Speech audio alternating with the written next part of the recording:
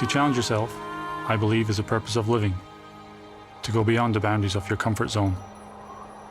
Witness our challenge as we travel to one of the coldest places in the world to make the biggest wolf film ever attempted.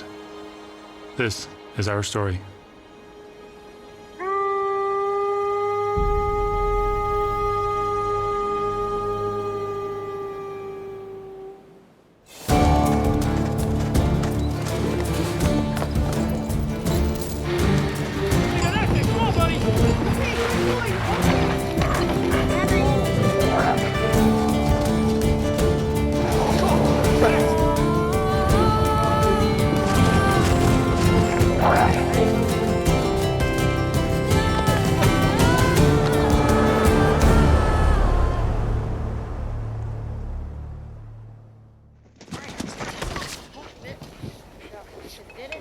I have been training animals in the film industry for almost 20 years, but this is the most complicated project I've ever taken on. We will be dealing with translations between the English, French, and Russian languages, and everything from the planning, shooting locations, and the wolf action required just seem impossible. The script tells the story of a young reindeer herding boy and his relationship with a pack of wolves.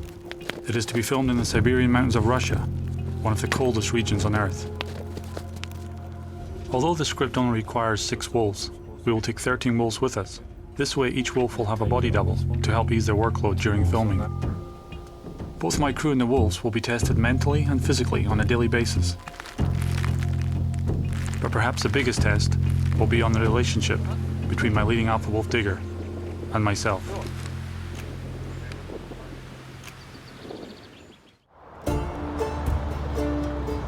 The first step in the journey is the scouting. It's where we get a sense of what to expect and how to prepare for it. Our first stop is to see our living quarters, which are just being made. Oh boy. It's a shock to see where we will be spending a Siberian winter, especially when Arno describes the situation. It's terribly cold. It's terribly cold. So inside, if the heat system works properly, it will be -20, -25 in the morning. I have been in many cold places before, but this is the coldest I've ever felt. Here, they only close children's schools if the temperature drops below -55 Celsius. Yakut certainly deserves the title of the coldest city in the world. Alexis. As we leave the city behind us and start our 16-hour drive into the mountains, I can only wonder what lies ahead. Our driver is a battle-hardened soldier, and whether it is driving at high speeds along forest tracks, across frozen lakes, or just missing ex-military trucks, he is an exceptional guide. As we approach one of the most dangerous sections of the road, I can't help but wonder how many people have lost their lives here, but soon the number of wooden crosses answer my question. Mother of God.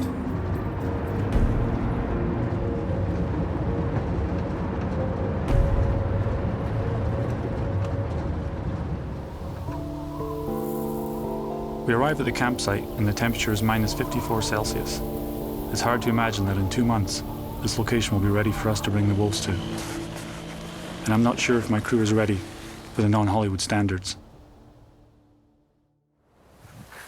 Once back in Canada, we need to quickly prepare the wolves for the trip ahead. They get conditioned to their travel kennels, and we construct rough transport cages, similar to what I had seen in Siberia. Every day we drive the wolves around to get them used to these strange conditions. Crazy, scary. After that, everybody settled in. I was scared, but it was good. After every trip, each wolf gets some reassuring one-on-one time. In one of the biggest scenes in the film, the wolves need to break into the reindeer corral and cause a stampede. Good. For this sequence, Taika trains to focus on and bite just one of the wooden rails. Once she understands this, she learns to bite the rail and pull backwards. In the final step, she's taught to pull the rail until it breaks. Good. Getting tired. Is she really still yanking on it? Yeah. The paperwork process to allow the wolves into Russia takes over 6 months to complete. The final part of the process requires each wolf to be microchipped, vaccinated, and to give a blood sample to be tested at a government laboratory. Boy, good. Although most wolves accept this process, Sweet Pea has her own opinion on vet care. Sorry. You're not even gonna notice. Sweet Pea is finished and she returns to the other wolves. She quickly joins in to take advantage of the alpha wolf digger on his back.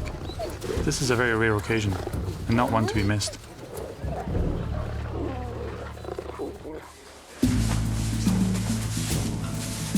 This morning we were leaving our home in Canada. All the wolves load into their kennels without a problem. It seems all the hours of preparation have paid off. All the same, I can't help but wonder what's going through their heads right now. At the airport, all the kennels get placed onto special airline pallets. The wolf kennels were specially designed for this trip. Each one has food and water access, and custom sides allow plenty of airflow, even inside the plane's cargo area. It's not until I see the first pallet of kennels go into the aircraft that I suddenly realize what we're about to do and where I'm about to take them.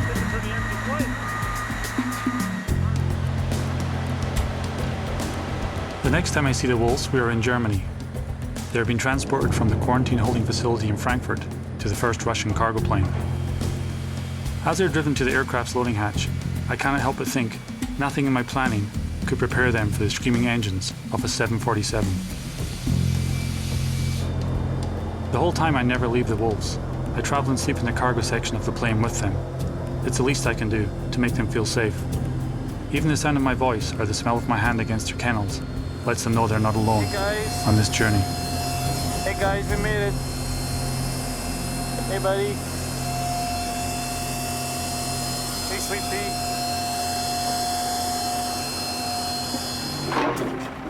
Many hours and 2 Russian cargo planes later, we arrive in Yakutsk. With the outside temperatures around minus 45 Celsius, our goal is to get the wolves loaded into the transport trucks as soon as possible. Once again, I question my preparation. I never imagined we would be lifting the wolves into the air with a forklift, driven by someone who can't understand our directions and cannot know how important this cargo is to us. The original plan was to have the wolf transport kennels waiting for us at the airport, but as it turns out, nothing here is as simple as it seems.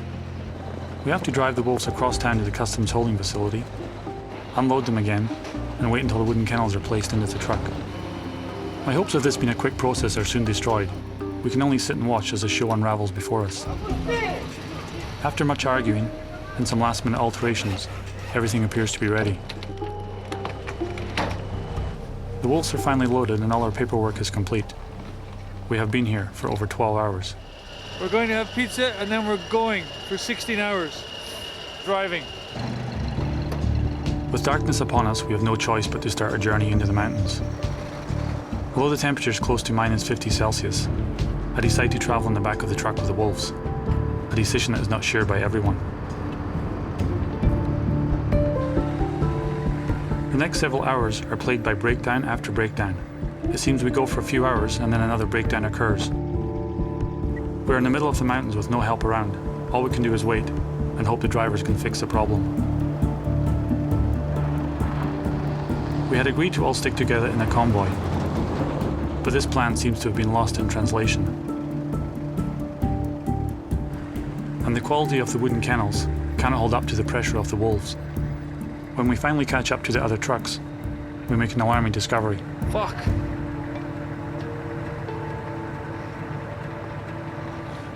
Two-toed ripped his fucking gate apart and got out. So we have to try tie wiring all together again. No one's injured, they just got out. These guys were supposed to wait so we could check them and they kept going and so now we've got to reconfigure all the kennels.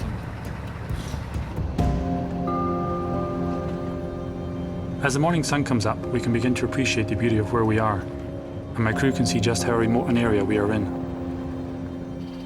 With only a few miles left to go, we experience yet another setback.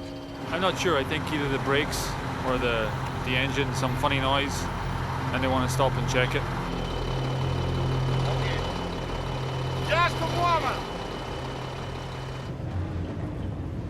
After 26 hours, we finally arrive at the wolf camp. It has been a terrible trip thus far. All I want to do is let the wolves out to run and for us to try and get some sleep. But everything is not as it should be here either. Just like the transport cages that were built in Yakutsk, the kennels inside the wolf barn were not built to securely and safely hold the wolves. So instead of getting some well-deserved rest, we're starting a major construction project. This is the last thing we expected. We use whatever material we can find laying around, which includes borrowing from other construction projects. The wolves don't seem to mind the chaos. In fact, I think they're enjoying our company. A 1x4 on here and then a 1x4 here? Yes. Okay. We're going to go two. Okay. Some of it's not like we wanted, but we will make it work. Happy when it's done. At this moment, not so happy, but happy when it's done. Once outside, the wolves welcome the chance to run free and stretch their legs. This is their chance to reconnect with each other. They're once again a pack, and there is strength in numbers.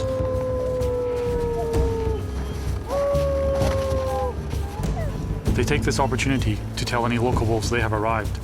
This is now their place.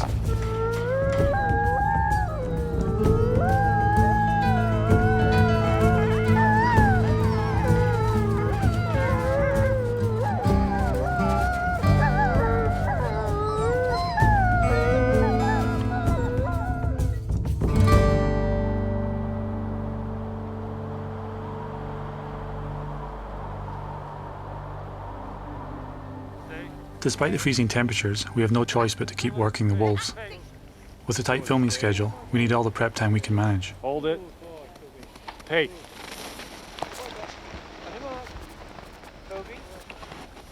And it seems we're having more trouble adjusting to the cold than they are. How do your hands feel? Fucking cold, man. It's fucking cold. Yeah, mine neither. Good boys and girls. Go. It's so hard because it's all frozen and stuck together. You need two pieces. Then you pull it out with your gloves, it sticks to your gloves, and you drop it all over the ground.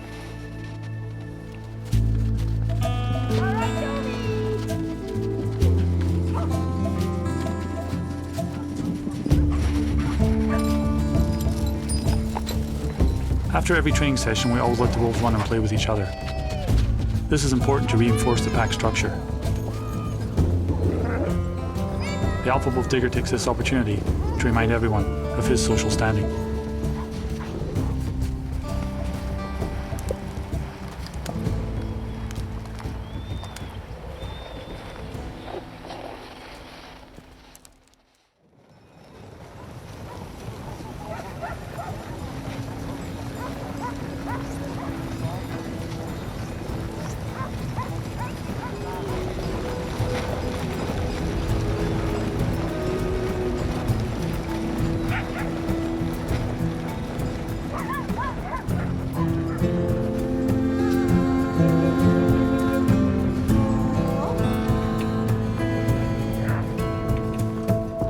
The local reindeer herders use only small dogs and primitive lassos to catch and move their herds. Despite how easy this may look, it's really very difficult to do. They have a very special relationship with the reindeer, and I can't imagine someone trying to do this anywhere else in the world.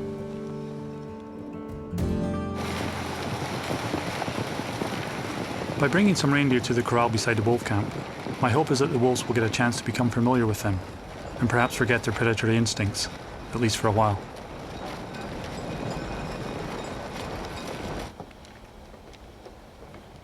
Because Digger is the pack leader, I always try and let him experience new situations first, and on his terms.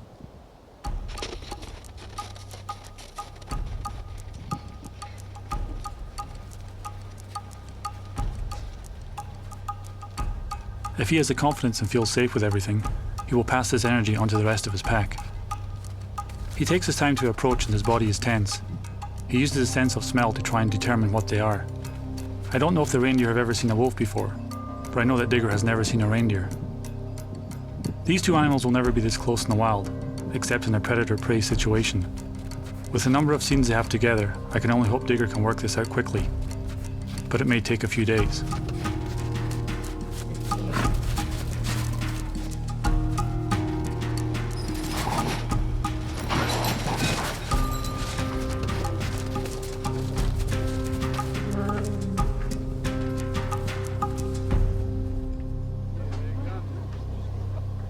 Due to the extremely cold temperatures at night, my crew has devised some very creative methods to avoid going outside to use the toilet that I was unaware of. So apparently there's a little problem with the Canadians in the camp. Apparently they're shitting in their rooms in plastic bags. Imagine that. Alright. What's the problem? And they're putting the plastic bags in the holes in the ground. Plastic bags cannot go in the holes in the ground because we're on a reserve here and everything has to be biodegradable. So he said perhaps they could shit on paper.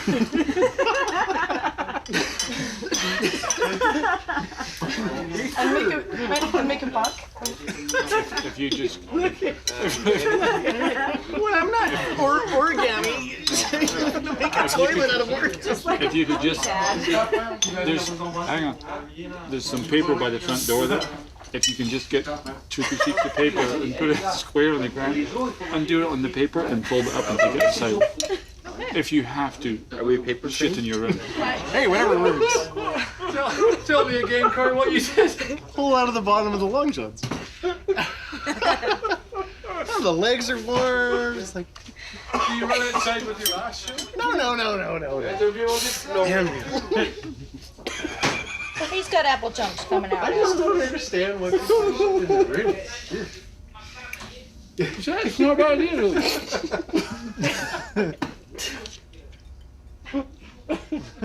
He's got apple in his mouth. Push him over, Heimlich, okay?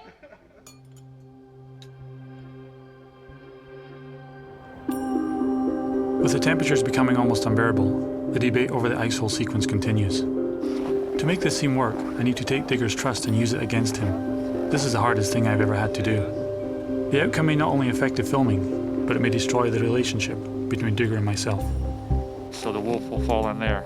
Then Sergey will tie his reindeer off, come running down, jump in the water, help the wolf out, and go meet the waiting wolf pack, which will be over here. That's the plan, but it never goes that smooth, and it's the hardest sequence I think we have to shoot. With him, he won't trust me again to walk on the ice, so I hope we only do it once. In these conditions, everything becomes difficult. We need to thaw out the wolf food in our rooms so they can eat. We have to break apart frozen hay for bedding, and we have to change out the water constantly to allow the wolves to drink and stay hydrated. The level of commitment from my team is unquestionable.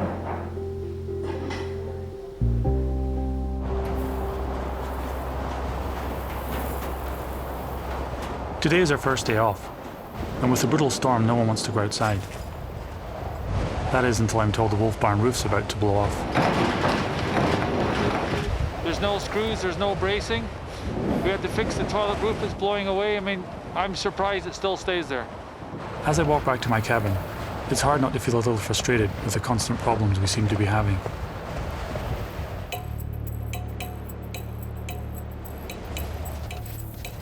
The weather today is not much better, but we need to introduce Digger to the clothes the actor will be wearing. Normally actors' clothes are made of fake fur and hide, but this is Siberia, and these are locally made from real skins. This will be the first time anyone has tried this approach with wolves in a filming situation. It will be a true test to see if they can ignore their wild instincts and not bite the animal skins I will be wearing. Digger's first instinct is to check my face, to make sure I'm the one inside this fur suit. He now knows it's me and he assumes a submissive position, to let me know he understands and that he won't bite the suit. Like him. Yeah, it does. I spend the next few minutes touching him all over to help transfer the scent onto his fur.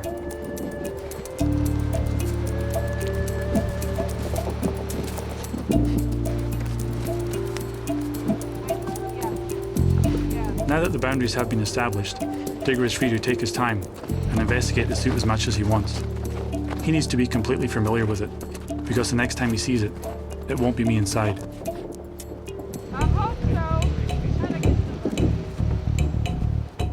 Our next challenge is trying to get the young actor comfortable working with an adult wolf, not something normal people do every day. The first step is having the actors sit beside the wolf at the same eye level. This allows them to feel each other's energy. To prepare for the hand warming scene, I place the actor directly in front of the wolf, and then I ask the wolf to walk towards him. This allows the wolf to feel more in control of the situation. A little closer. Digger's focus stays on me as the actor is told to touch the wolf, as he will in the finished scene. Put one hand outside, one hand inside. Tu peux essayer d'en mettre une à l'intérieur, une à l'extérieur, sachant qu'à l'intérieur, il risque de moins aimer. Ouais. Donc voilà, essaye. C'est bien. Voilà, t'essayes de... Digger, look at me.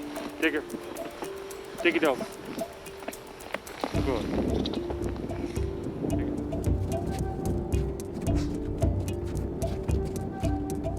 In this final step, I lay Digger down on top of the actor. If they both accept this without incident, then they have made a good foundation to start working with each other. This is a complete circle of trust. I must trust Digger to listen to me and allow a stranger to touch him. Digger must trust me to ensure the actor is safe, and the actor needs to trust in both Digger and I for his own safety. All right. All right, buddy. Come on, bud. Thank you.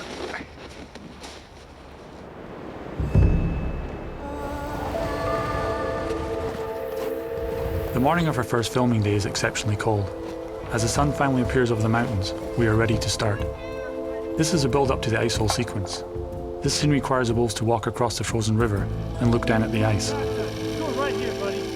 Right here. Go right here, Digger. Digger, here. Come on, buddy. Right here. Whoa, son. We find the easiest way to train this is to place random treats along the path we want the wolves to walk. Once we have shown each wolf the path with the treats on the ice, we remove the treats and the cameras can begin filming. It's a very simple but effective training method. The end result shows the wolves checking out the ice as they walk across the frozen river. Find it. Find it. Find it. Good boy. Good boy. The film crew's happy, our workday is over, and the wolves return to camp for a well-deserved meal and a good night's rest. Tomorrow will be another challenge for sure.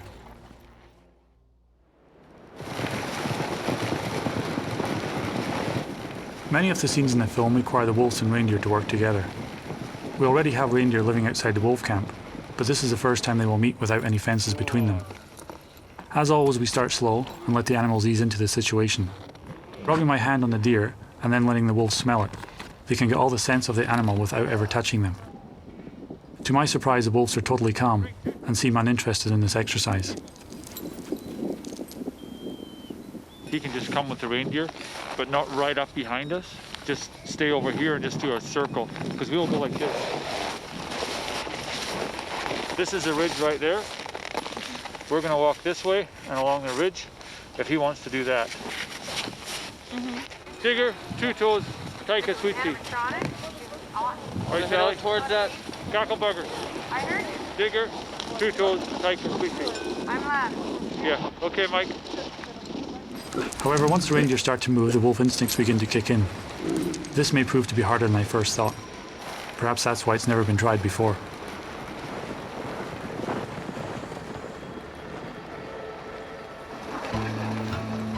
The wolves are allowed to follow the sled and smell as much as they want, but some show more interest in the deer than I would like. I mean, when they're like this, they don't care. When they're not moving, it's once they start moving, they just want to... Yeah, they want to grab them by the leg. They definitely chase them for the attack scene, but there's no way we'd stop them. The amazing thing about my team is their ability to laugh with each other, especially at meal times. During lunch, we once again try and guess what we're eating today. Someone suggests maybe it's the camp stray, Poobell.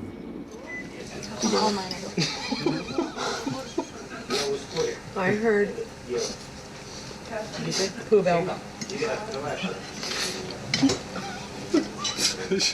I should have waited until we had some more. He's still there, he's hurting. But she is safely eating her own lunch outside.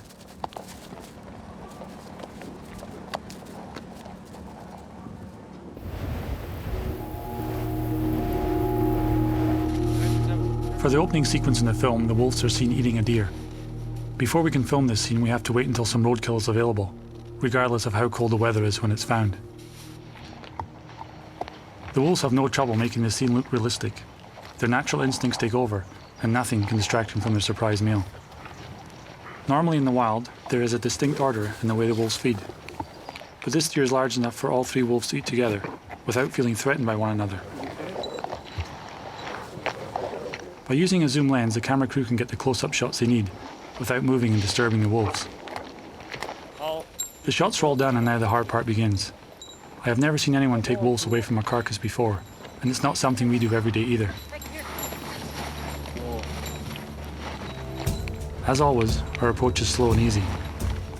Even with the bond we share, this is different. This is not a piece of chicken they have. In their minds, it's a kill, and giving it up is not easy, even to me.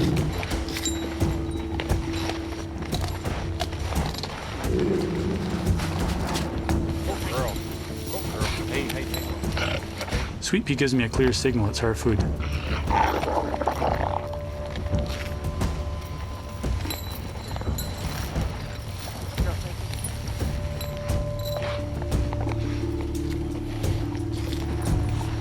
As I carefully put the chain around her neck, she gives me her 3rd attempt to make me leave.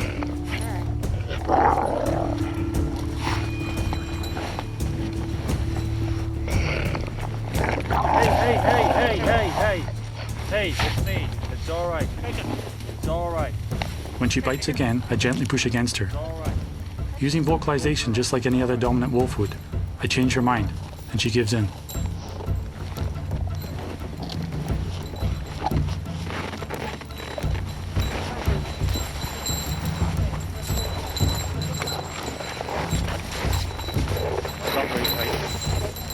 With the rest of his pack gone, Two Toes decides to eat as much as he can, before agreeing to come quietly.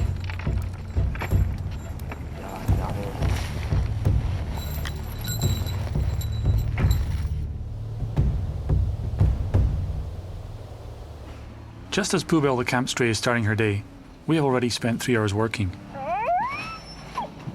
We have just finished setting up our fencing enclosure for the wolves. This will be a fun day for them. All they have to do is run and play, and for once, they get to be the wolves they are. This is okay, you can just walk up the path.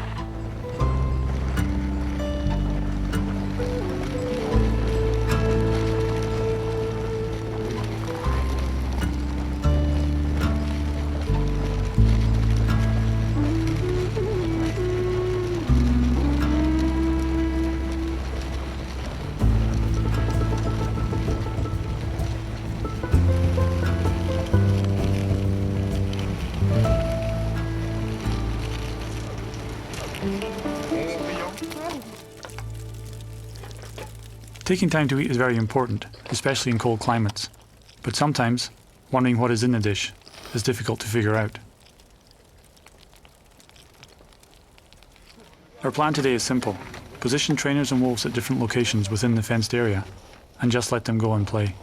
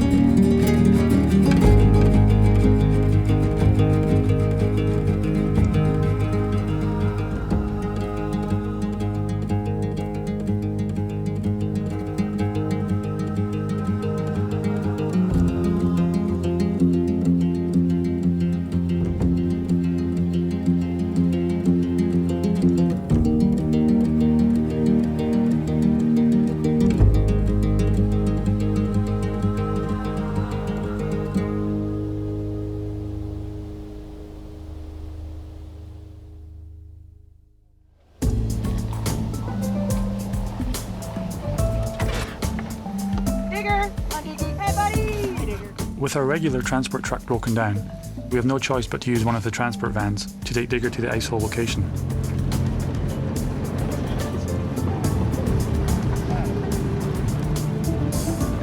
Even the freezing temperature can't quite make me forget how difficult this sequence will be. This scene is a turning point in the relationship between the boy and the wolf, and we only have one chance at getting it right. Here, buddy. Digger is trained to go from one wooden mark to another wooden mark. I'm sure he thinks this is the easiest task he's ever done. He has no idea the real purpose behind his training exercise.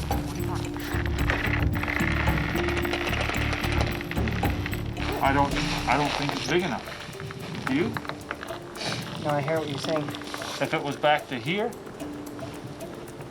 even another 2 feet longer. I mean, if he comes straight, it's wide enough. Or if he walks to here and it starts to Crack, he's just gonna back up or go forward. yeah, he's gonna leap it.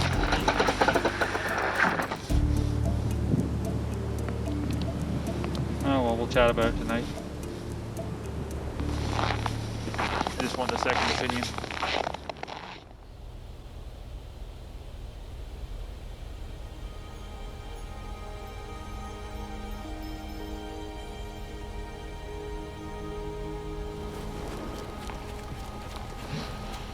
Poobelle is a natural reindeer herder, but only when she feels like it.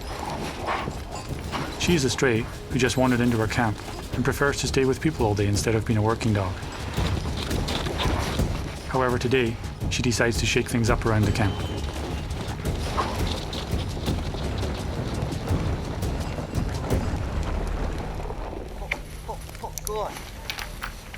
With Taika's corral scene only days away, Rowan puts some finishing touches to her training. This will be Taika's most difficult challenge yet. It's another major turning point in the film, and there's a lot of pressure on her to get this right.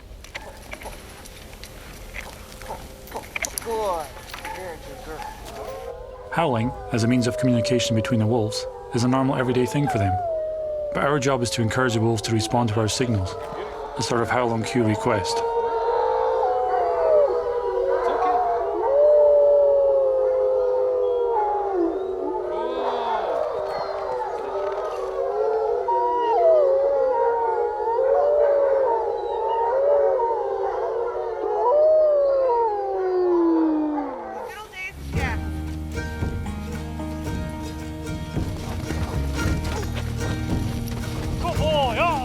By teaching the wolves to chase it for a lure, it focuses their attention on a moving object and kicks their predatory instinct into gear.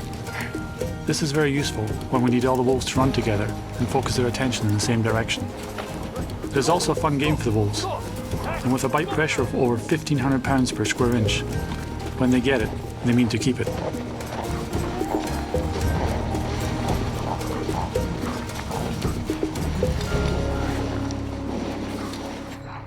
With another day over, I can't help but feel pleased with both the wolves and my crew for how they have adapted to Siberian living.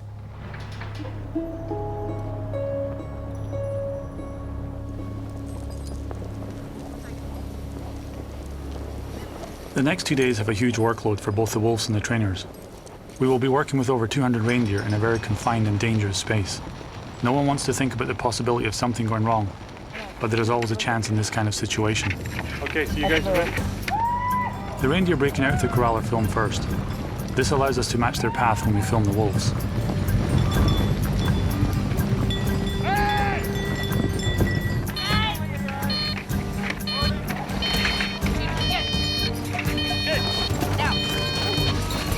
Everything is a matter of timing. Trying to adjust the wolves so they run out of the corral in a single line. You know what I mean? So it's like boom, boom, boom, boom. Don't wait until they're here before Digger gets out. Okay. Do you know what I'm saying? Yep. Okay!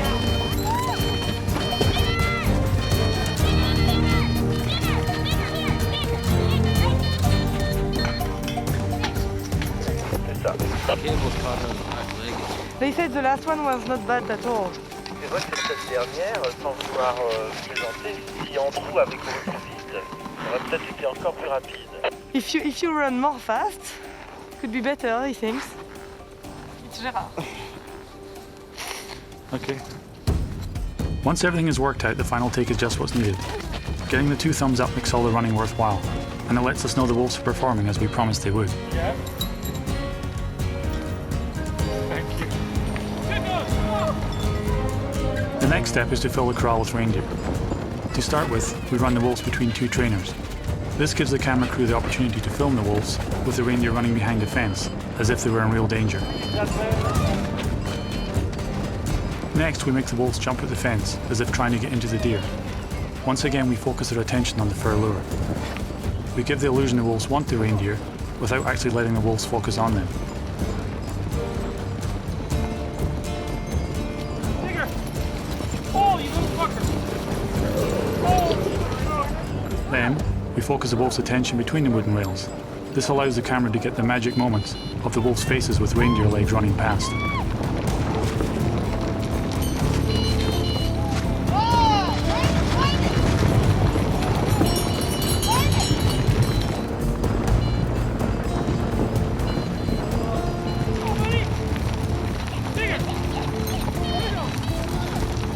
In a heart-stopping moment, Two-Toes jumps into the corral and into danger.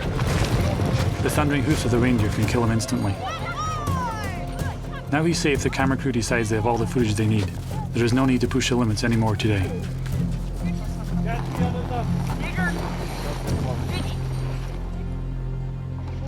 I am told they won't film Taika breaking into the corral, and I can't believe it. So much time has been spent on this. So we decide to demonstrate her ability to try and change their mind. So we have a bunch that are done like that. Okay. You're done? Yeah, it's very good. Twist it a little bit more. Put it Quand elle arrive à Good, good, good girl. and then she comes in. If you have a chance to use it, we'd like to. Just because we trained it. Ah non, non, non, non. No, we're going to do it. Okay. Yeah, yeah. Okay. We're gonna do it. We want to do it. Thank you. Today Taika is in perfect form as she warms up for the camera. With a few last-minute tweaks, she's ready for her big moment. Even though she has done this many times in practice, now is the moment that counts. A little more down. Good girl. With two cameras rolling, people taking pictures, and everyone else watching, Taika performs like the professional she is. The endless hours of preparation that Rowan has put in have paid off. Good, good.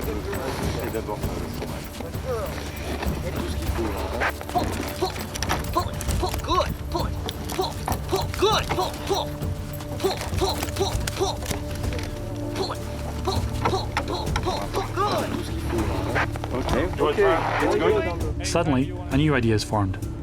Let's have Taika bite the rail while the reindeer run past. This is something we have not prepped for, something we never knew about. The first time they run past, Taika is a bit confused. There were no reindeer here before. With Rowan close by to offer encouragement, Taika begins to understand what she needs to do. As they pass by again, she goes straight to work.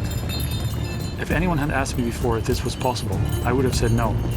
But you can never underestimate the bond between these wolves and their trainers. Their commitment to each other is moving. This is one of my proudest moments.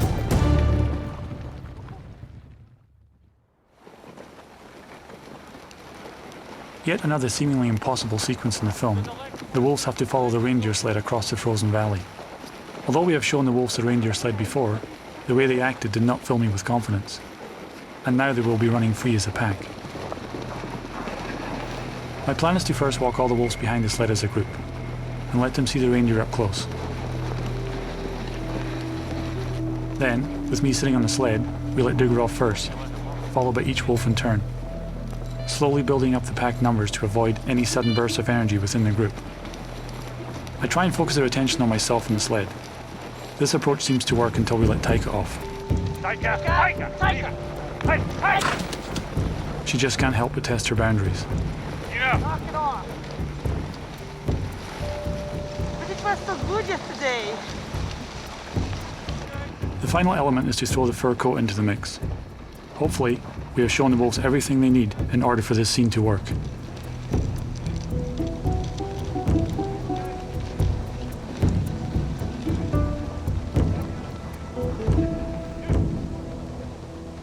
Like wide shots, and then you use the double sled they have and put the camera behind with me and put the actor in the front. You can still call them in, they'll still go to him and Yeah. have those magic moments that will sell the movie and look good 17 feet high and 35 feet wide. Yeah. Take a break in the rail, hopefully. I mean, that was neat. I didn't miss that. What was that? I want to see it. No, it's...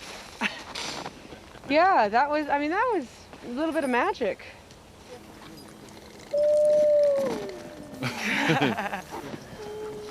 Kiss him, man.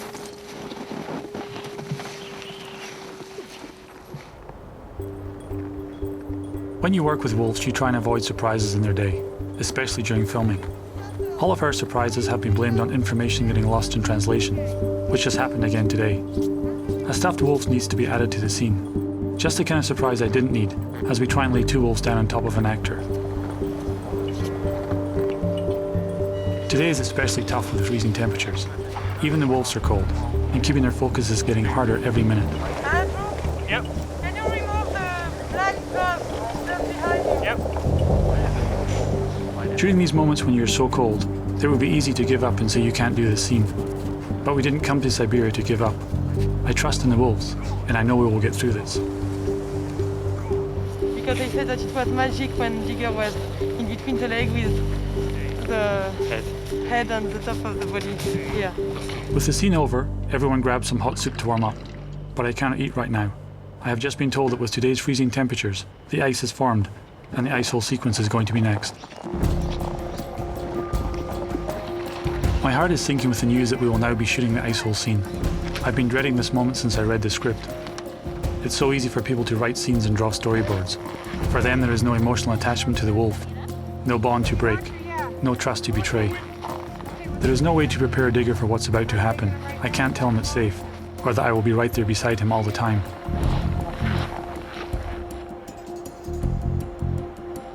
As the cameras roll and Digger comes towards me, I know he sees the thin ice, but he trusts me it will hold him.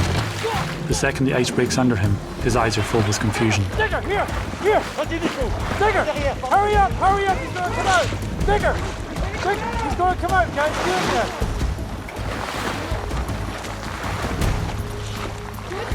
As I had feared earlier, the construction of the ice hole is not correct. By the time the actor is directed into the hole, Digger has clawed his way out. Even as we rush to dry him off, I know I will have to put Digger back in the hole. Without having both the actor and the wolf in the water at the same time, the scene is useless. Hold that in. Just hold that. It's freezing on him, so we should. Do you want to get a dry section? Have to pick him up and put him in here. Alright. It's hard to describe my emotion as I carried my friend back to the hole. I don't know what he feels towards me, or what I feel towards myself right now. It's running! Vas-y! Good boy, that's a good boy.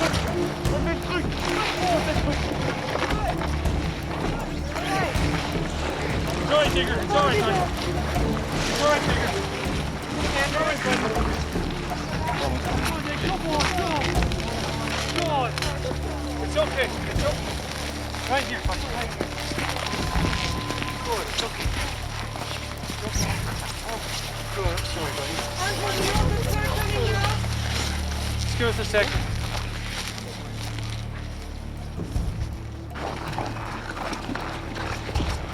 With the scene over, we rush Digger to a waiting vehicle. He will go straight to my room to dry off and keep warm. Okay, just close the doors then. At least it's over. It's finished. It's done. Yeah. So. Very sad? Yeah, very sad. I hate putting him back in the water. He did so well the first time, but it's movie making. It's what we do, so I'll make it up to him. He'll sleep in the big bed tonight. It'll be good. Come on. Come here. See your papa. Come and see your papa. Come here. Come and see me. It's alright. It's alright. Oh, it's alright. It's okay now. Yes. He's not so mad anymore. Hey? You're not so mad anymore? Hey? You're not so mad? You thought I was going to put you back in the water? Hey? Is that Jim's crane show? Is that his crane show? Digger spends the next 3 nights in my room. This is the least I can do to try and rebuild the trust I have broken. Trust that takes so long to earn. As he lays on my bed looking at me, I can only hope that somehow he understands.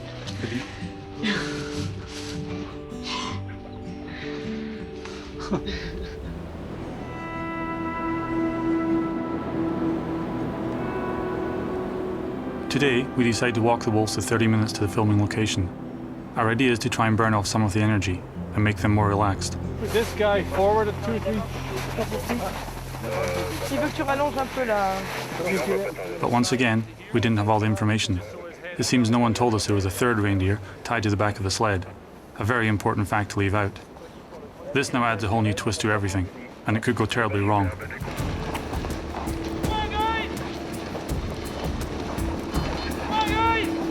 I have no choice but to put all my faith in the wolves as we begin to film. There's no time to change anything. The wolves suddenly appear on each side of me. My heart races. But they just ignore the reindeer and simply follow my direction. Any fears I had of this going wrong were soon put to rest. It was as if they had read the script themselves, as if they knew the story.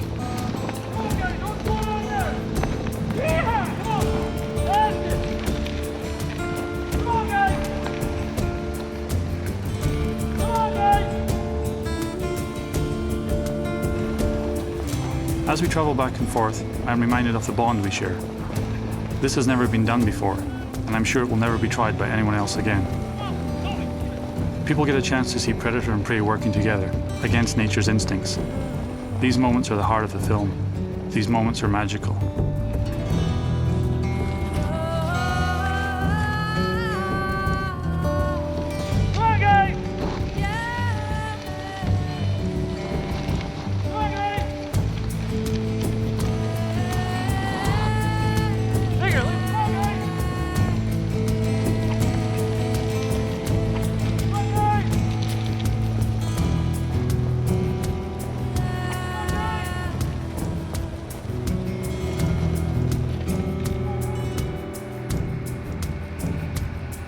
Now that all the wide master shots are complete, we only need some close-up filming with the actor and the wolves to finish the scene. By using a creatively built double sled, I can ride with the camera and move the wolves as the director wants.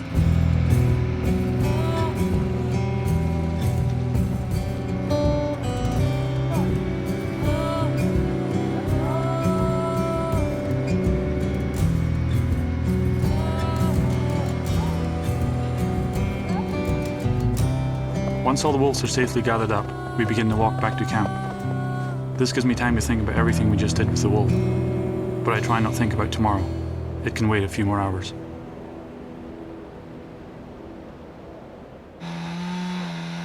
As we pass the local crew cutting up ice water for the kitchen, we discuss just how much we take for granted back home. It's so simple to just turn on a tap and get water. I wonder how many people in our camp realize the work that goes on every day to give us our water.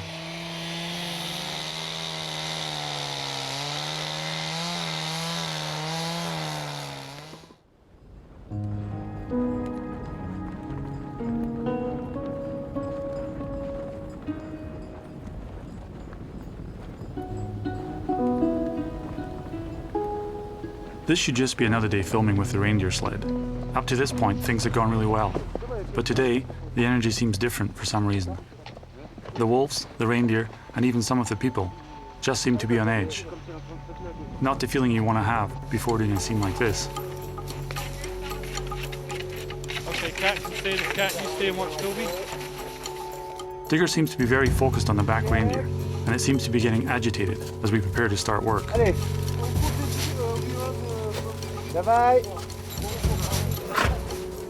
Okay, Andrew, when you want. Okay, well, just tell me when you're ready. Are you, can you go? Yeah. Thank you. So you're ready, Sally? Everyone else is ready. You know where you're going? Yep. Okay. So Digger, sweet feet, 2 toes, tight cut. Right from the start, something is wrong. Then I realize what it is. The back reindeer is new. It's never seen the wolves before, and the way it's acting is stirring up the wolves. Despite asking to have the same 3 reindeer and sled as we had before, it doesn't happen, and that mistake is about to be realized.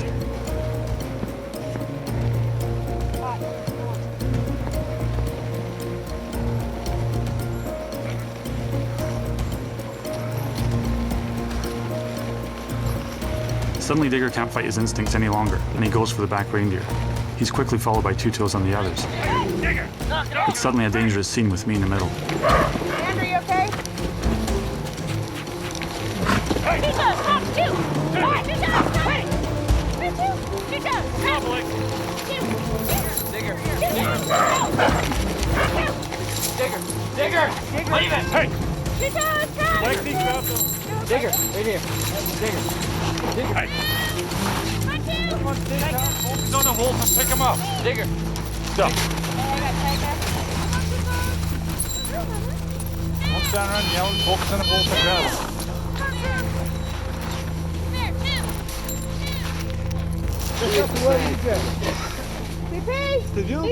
It's okay. You want her out? Just I want to watch the Toby go. go for Toby. Just pick a wolf and watch him. Yeah, Toby's there. The people in charge of reindeer need to walk right in and grab the collars. Otherwise, someone's going to get killed with that shit that's going on. Okay, so there's going to be two people at the front of the reindeers, okay? Yeah, so when we get to here, the shot's over. So as soon as we get to here, this is base camp. These guys walk in, take the reindeer. Okay. So we don't have that shit going on. Right. That's enough. You leave the reindeer.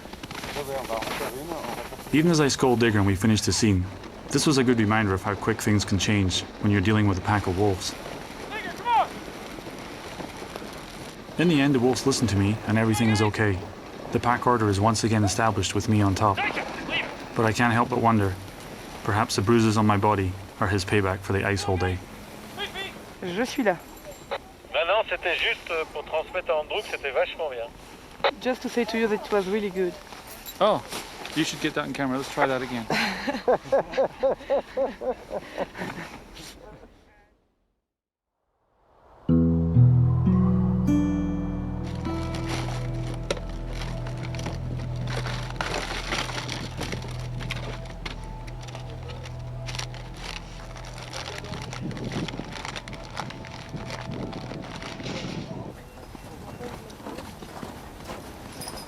To make the hunting scenes look realistic, we need to have close-up shots of the wolves biting the reindeer's legs. Normally, we would use a fake animatronic leg, but since we're in the middle of the mountains, a frozen leg from the camp's kitchen will have to do. Taika has no problem with this, and she doesn't need any encouragement. Once again, she demonstrates the awesome power of her jaws.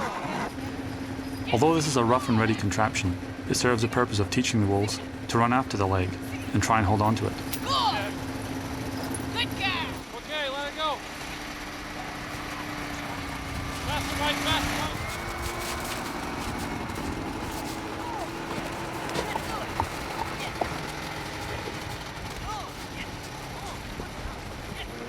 Again, we build this into a game and let the wolves have fun with it. And as always, they don't seem to have much trouble figuring out the routine.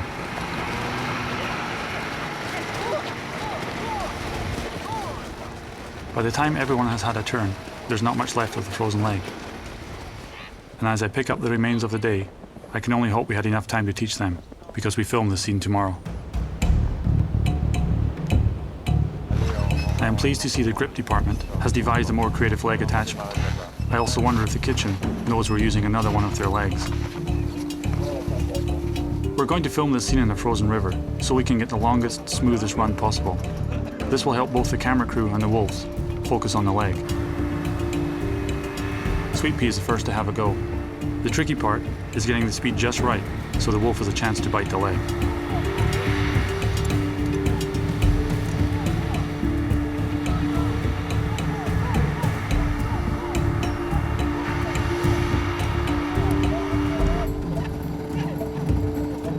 Sweet Pea has done a great job. So good a job in her mind, she decides there's no need for her to do it again. Each wolf has their own personality. Everyone is different. You can never force a wolf to do anything it doesn't want to do. And if Sweet Pea says she's done, then she's done. For me, the only problem is that they too high. There's not a moment where the leg is out of frame, and the wolf is speeding up and catching the leg. As Digger watches the progress from his cage, it's time for us to try Taika. And once again, her die-hard wolf instincts end the day on a high note.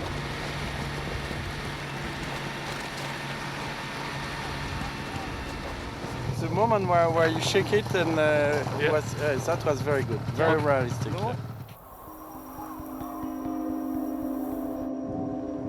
Today we're back on the frozen river, but without the ice hole. This is a scene where the actor has to say goodbye to his wolves after leading them across the mountains. I will wear the fur costume for all the wide shots. This way, if anything goes wrong between the wolves and the reindeer, I will be in the middle of it, not the actor. As the wolves begin to walk towards me, they ignore the reindeer, as if they're not there. The reindeer also ignore the wolves. In fact, they act as if they have been around them all of their lives. At this moment, I'm as proud of the reindeer as I am of the wolves. Energy is a very important element when working with animals, especially in these situations. By finding the calmest reindeer possible and having the film crew just relax and stay quiet, everything is okay. Once again, what could have gone so very wrong goes just the way that we had planned. You can never underestimate the effects of the energy you project. When the cameras are ready, we begin to film with the actor and the wolves. Without seeing his face among the wolves, the wide shots we did earlier don't have the same impact.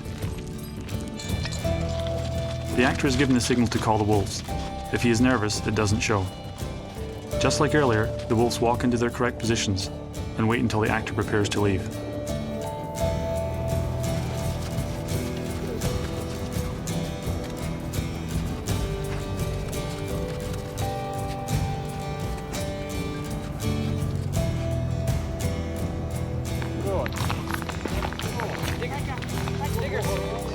Once the shot is over, the wolves are called back and leashed up. Everything is done calmly and effectively. I don't think this scene could have gone any better today, considering all the elements involved. The calming effect had worked with everyone. All the water we bathe in comes from the frozen lake behind the camp. Nicolas is one of the hardest working men I have ever met. Every day, he will auger through the 3 feet of ice to the water below. Then, using only a bucket, he fills the barrels and takes them back to the camp for everyone to use. I never feel he gets enough credit for what he does in a day.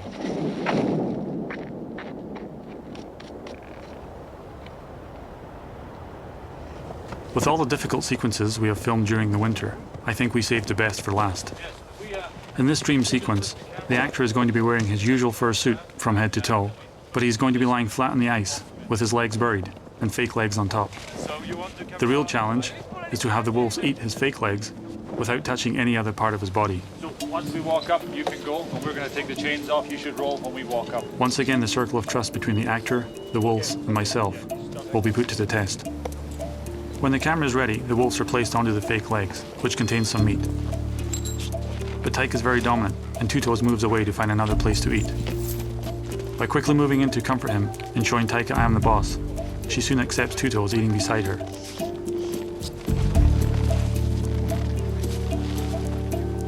The fake legs contain some meat hidden inside. By only cutting a small hole in the hide, we are able to focus the wolves' attention on this spot and make them forget there's even a person lying next to them. The vital part is keeping them interested in the legs, without making it so hard they will look somewhere else to bite.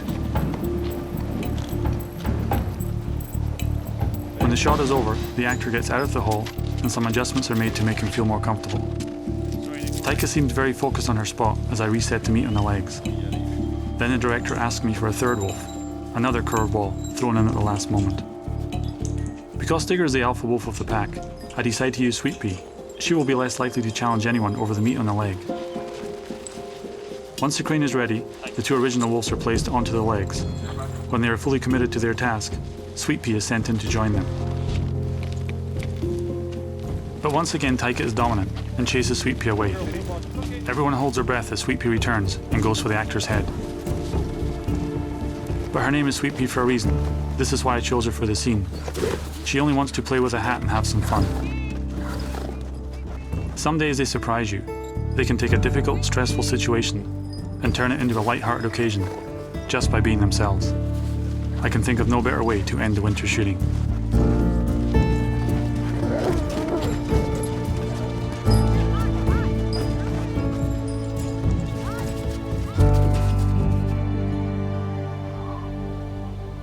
As the winter filming schedule ends, everyone leaves the remote camp. Everyone except the wolf trainers. We have to wait until a transport plane can be arranged to take us home. With the sun now getting warmer, the melting snow is causing some minor problems for the kitchen staff, who were kind enough to wait behind and feed us. Danger, danger, danger, danger.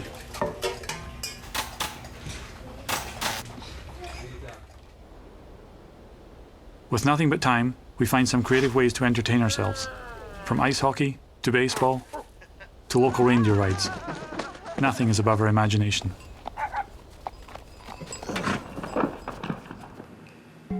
After another 8 days in the camp, we begin the trek home. The drive to Yakutsk only takes 20 hours this time. The rest of my team are sent home on regular flights. Myself and the wolves will wait for the cargo plane. How many degrees there, you think? Right now? Minus 22.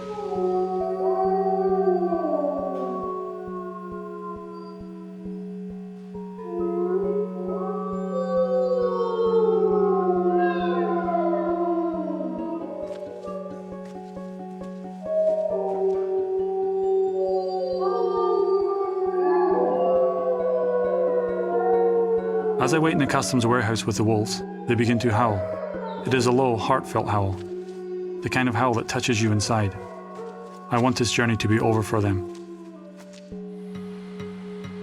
But as always here, moments turn to minutes, and minutes turn to hours. There's nothing I can do but wait. Andrew, I'm going to try to move the ass of the girl and of the brokers, so I go now right now to have a look what we can do. If you might leave this week. Nothing is sure in this country. Be brave, Andrew. Whatever magic my friend Arno pulled worked. Within the hour we are loaded and heading to Krasnoyarsk. I arrive in Krasnoyarsk and another problem arises. Due to a snowstorm, the cargo plane scheduled to pick up the wolves is delayed for another 48 hours. I cannot keep the wolves in the travel kennels, so I clear out the lost luggage section of the warehouse, and I spend the next 2 days rotating the wolves in and out of this holding pen I created.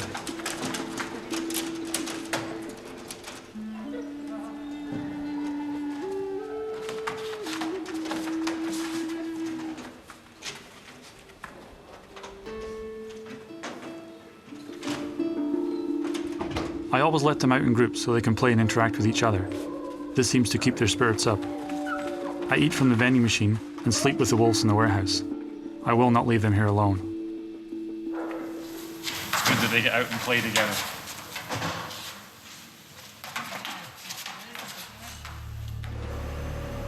Finally, the plane arrives to take us to Germany. It's a brand new 747 on its maiden flight. As the snow begins to fall and the cargo door closes, I wonder if anything else can possibly go wrong. When the door opens in Germany, I am surprised to see Sally standing there. She has waited behind to share the last leg of the trip with the wolves. After an overnight stay in the Frankfurt quarantine station, and several interviews later, it is time for the last flight home. I will never be able to describe the feeling of letting the wolves out and watching them play together. I have wished for this moment for so long. In every warehouse and on every plane, this was my focus, just to get them home safe. Wolves are one of the most misunderstood animals of all time. If people had a chance to see them as I have seen them, their opinion would change, I'm sure. Once I finally sit down, the realization of what we have just gone through and have accomplished finally hits me. I had chosen this project, the wolves had not. But once there, they gave me everything I asked of them, every time I asked. How can they know that for some of them, it isn't over yet? Although the winter filming is behind us, the project is not over. We will go back to Siberia in a few weeks to finish the shooting. As we prepare the new wolf enclosures and start to plan for the final trip, summer training is already underway.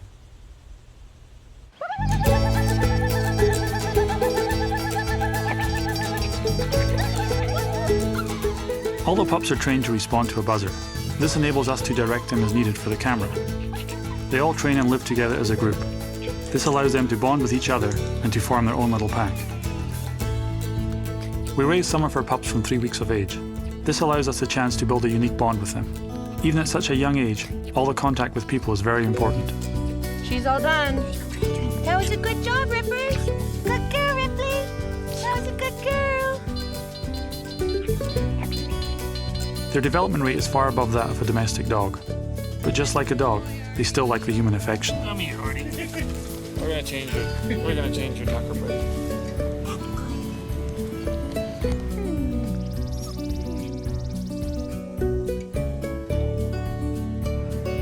Besides playing, all the pups are photographed and weighed every day.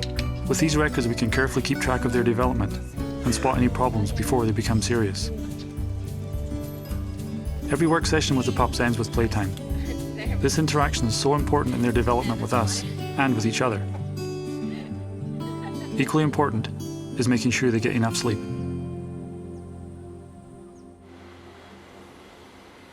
Because we are taking such young pups with us this time, we have hired a private plane to fly us the shortest way possible, which is over the top of Alaska.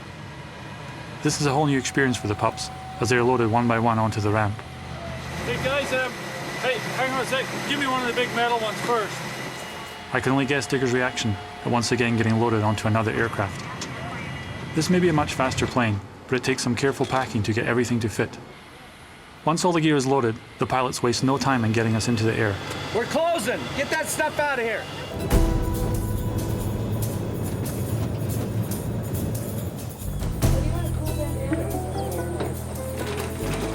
When we arrive in Yakutsk, the temperature is unbearable. Just like the freezing cold in the winter, the summer heat is a shock to everyone. The problems start almost immediately for us again.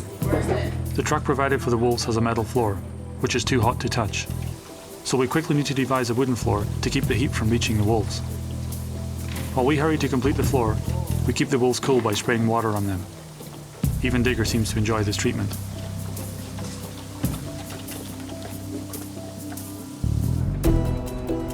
The frozen river we drove over in the winter now has a ferry system operating. Although, as Arno explained, it requires some guesswork to get on. Yeah. Now you are on a line. Where are they going?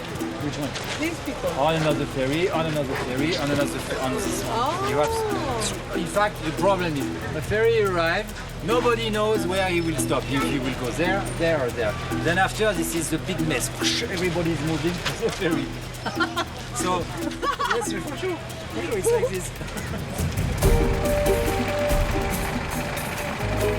It seems we're not the only ones confused by the whole process. The lineups grow in every direction, with people trying to guess where it would land.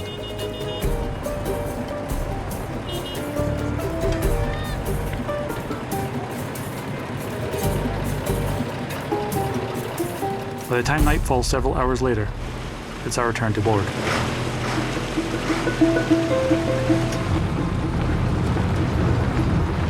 Not only is the legendary Road of Bones dry and very dusty, but now with all the snow gone, we can see where the edges really are.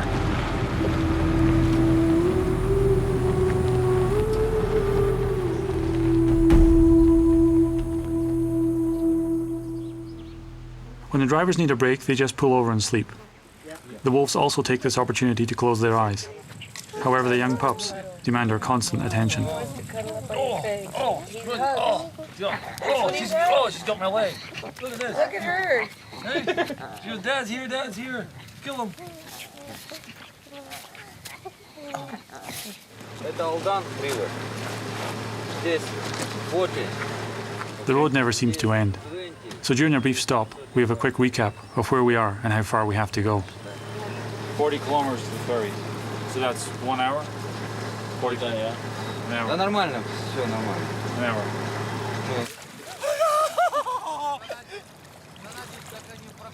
Swim, you. Once we reach the ferry, we head straight for the river to wash. Although the water is cold, we don't care. It's just good to bathe again and feel refreshed. Let's wrestle, Mike. Go. Look, 2 big old bears. Ready? 1, 2. Once again, Mr. Simpson, I would like to thank you for this opportunity.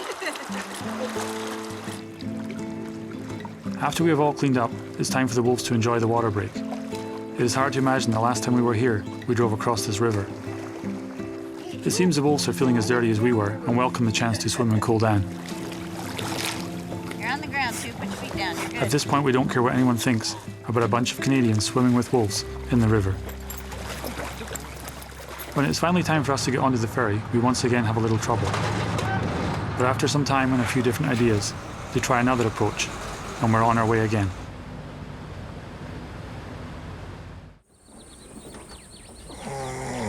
We slept last night for a couple hours, gave drivers a break. Woke up this morning, This is the morning of the third day since we left Canada, and everyone is beginning to look very rough and homeless. This should be the day we arrive at the wolf camp. I can't think of anything else that can hold us up now. I am wrong. I am so wrong. 2 flat tires, 1 river crossing, 2 stuck vehicles, and one very steep hill later, we arrive at our destination.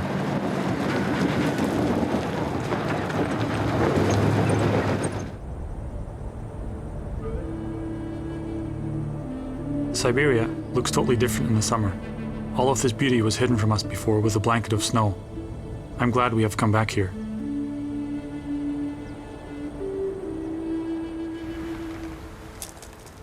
The most important thing here is the Wolf Rock. It is still in the finishing stages of construction, under a very large mosquito net. As the local reindeer herders arrive back for their summer of filming, the adult wolves get to stretch their legs again. There's no time to waste with the puppies. Because they grow so fast, we need to start filming with them in just a few days. Otherwise, they will be past the cute stage that everyone loves to see on film. And who would argue that they aren't cute right now? Just as cute as Pooh Bell, the camp stray, who seems very happy to see us come back.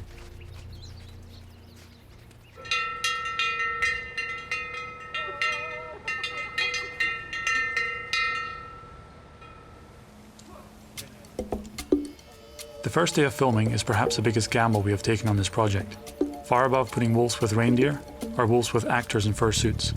If this goes wrong, it will be disastrous for the whole film. In this scene, Taika is to emerge from her den and greet the puppies with a natural reaction, as if they are her own, which they aren't. Although she has been around them on her journey, she has never touched them until this moment. Taika is prepped several times to stay under the rock, and it's time to bring in the pups. Mike, you got your spot. With 2 cameras about to roll, there is nothing left to do but trust in Taika's mothering instinct to give them the magic they require on film. You guys rolling? Stay. You rolling? Okay. Roll. Moteur. Stay. Oh, sorry. Stay.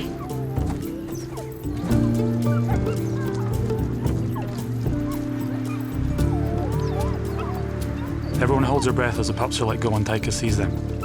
At first she's overwhelmed and moves away from the den. But with some encouragement from Rowan, she returns to the right spot and behaves as if they are her own pups. These are the moments you can't script and you can't prep for. You have to trust in the instinct of the wolves. Good girl. That's good. Good girl, Mike. Good girl.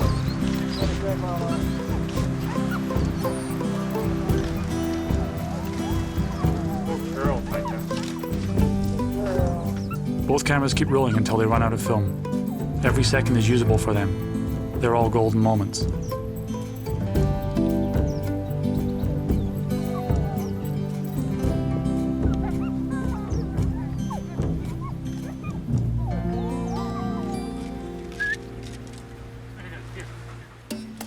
Just because the cameras are ready for round 2 doesn't mean we are. Sometimes resetting the scene is as complicated as trying to get here in the first place. Getting everything set up and getting out of the camera's way quickly is not an easy task, especially when you're dealing with pups.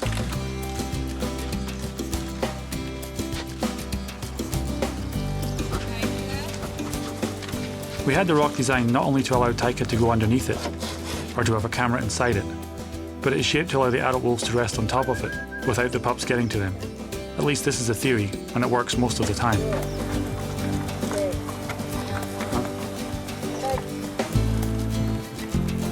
It's good, Rowan. It's all good, mate. However, every once in a while, Quigley figures out how to get up there.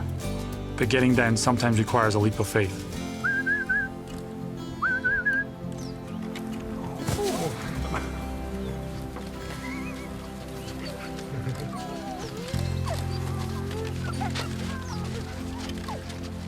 With the first day of shooting over and some wolf magic on film, we all feel very happy to be back. Regardless of how far it is to work, we will always travel with the wolves. Although I imagine only in Siberia can we do it like this.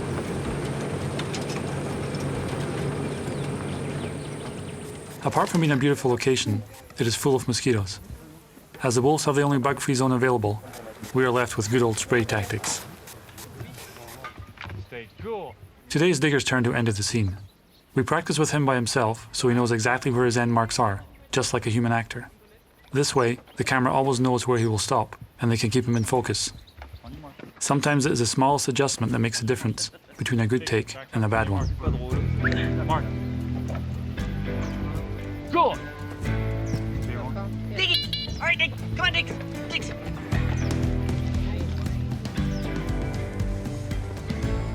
Digger, on your mark. All right, up. Up, good, on your mark. Stay, look at me. Good. Here, Digger, look here. Good. Rolling. Digger, right here, Digger. Right here, Digger. Come on, Diggy. Come on, Diggy. Dig, come on. Come on, Dig. Right here. Good. Attaboy. Digger has made his entrance in the solo take. The camera crew are happy, and it's time to bring in Taika and the pups. Just like Taika, Digger has never met the pups. His personality is not like Taika's, and our only goal here is to get a moment on film with him and the pups together. Digger, on your mark. Up. Digger, up. Up. Good. On your mark. On the director's signal, Digger is called in. All we need is a moment, with both adult wolves, the actor, and the pups all together in the scene. Digger, on your mark. On your mark. As if on cue, Digger meets the pups and leaves the scene. The camera captures the moments they need to make it work, and Digger comes to me for reassurance that he did okay.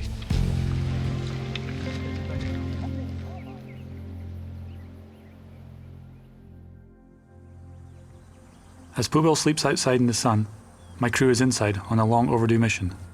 Doesn't everyone rather sit on the seat than on the wood? Except Mike. The seat is probably more comfortable. Okay. Whatever problems we have, Mike is always a person to fix them. With the constant complaints about the toilet, he has decided to do something about it. This soon becomes the most popular toilet in the camp.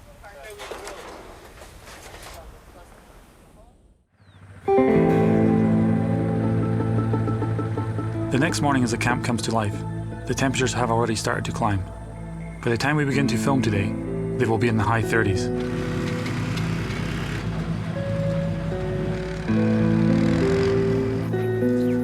Although we are close to the cool water, there is no hiding from the ever-present mosquitoes, and it seems the local reindeer are having similar problems. In this scene, Taika has to come to the water's edge, take a drink when asked, and then turn and leave to run up the hill, as if returning to her den. Drink it.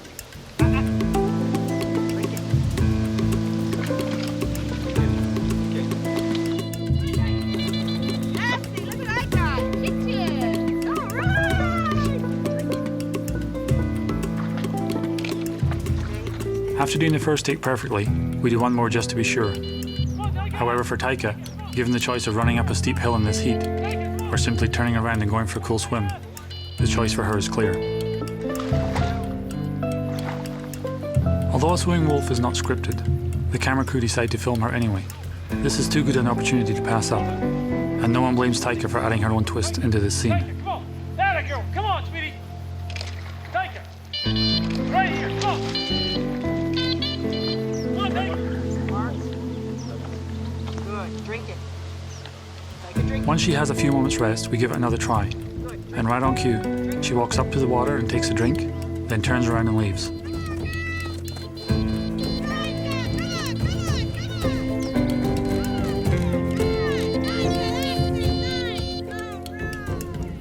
With another morning quickly over and the film crew happy, there is not much else for them to do but cool off in the same way Taika did.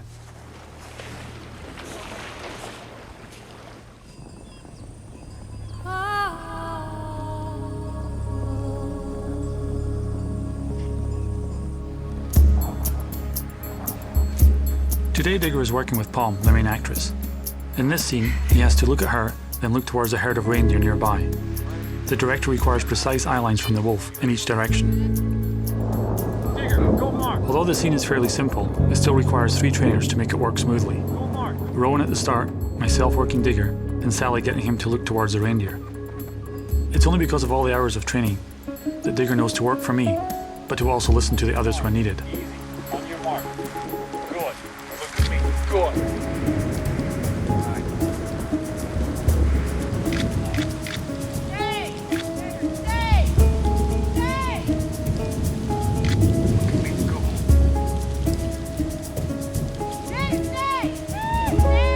Once both cameras have filmed good takes, the scene is almost done. But with the heavy wind and rain, the next shot will have to wait.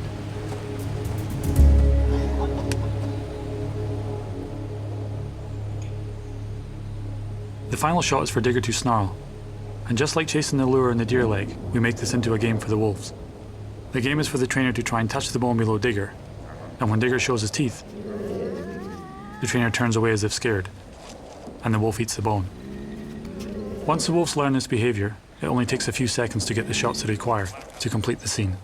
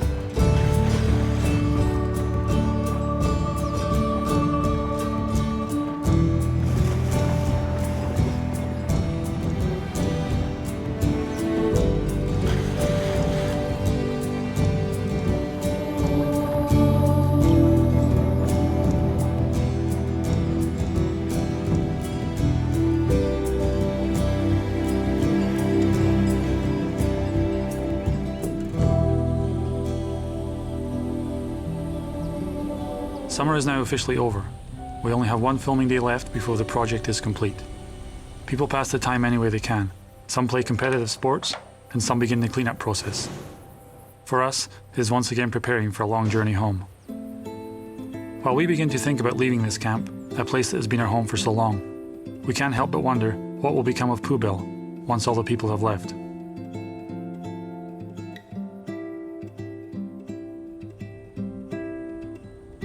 As the beautiful red sky closes out today, I hope it's a sign of good weather for tomorrow.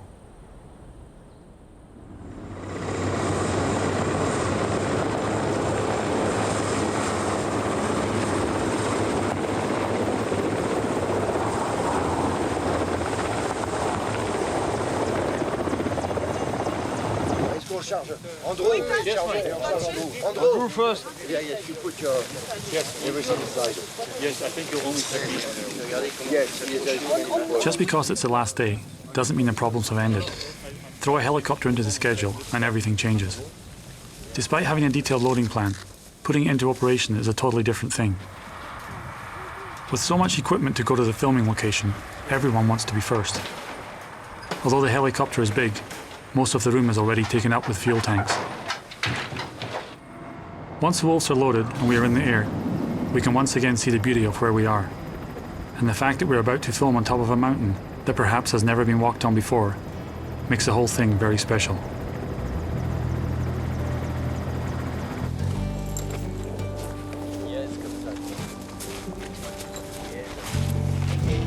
Today we only need a few shots of the wolf family out walking together.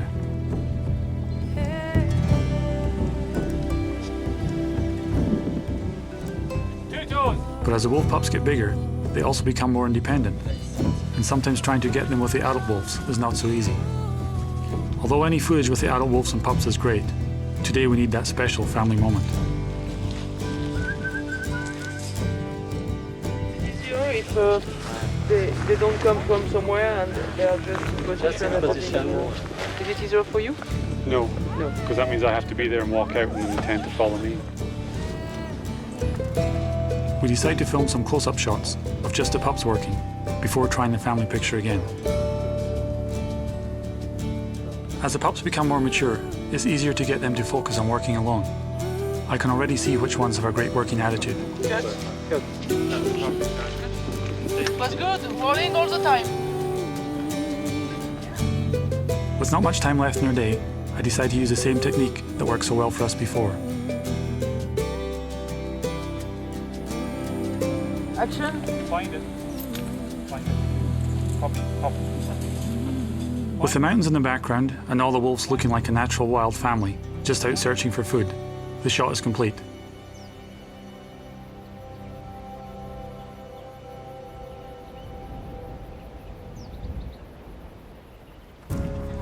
Just as the winter filming had started with Digger, he is to be the last shot of summer.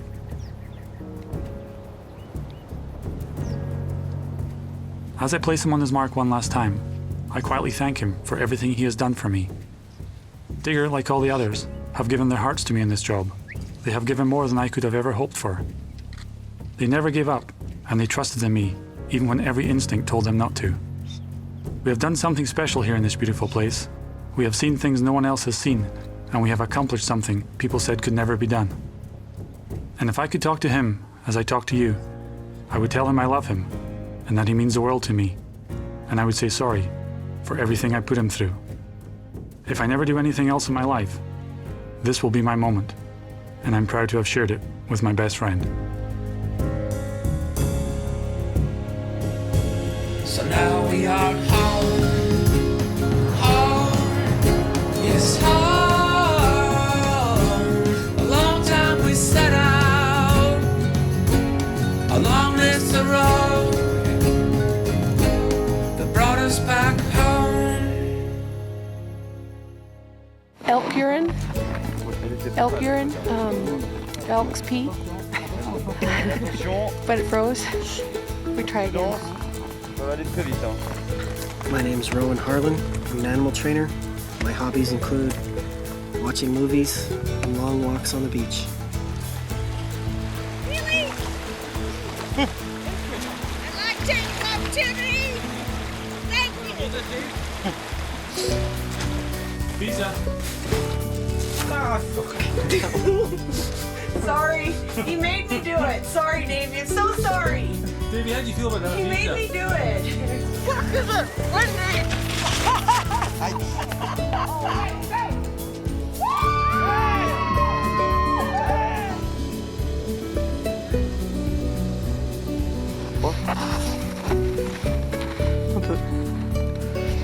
Right here. Right here, man. Right. Oh! So how was it? It was good.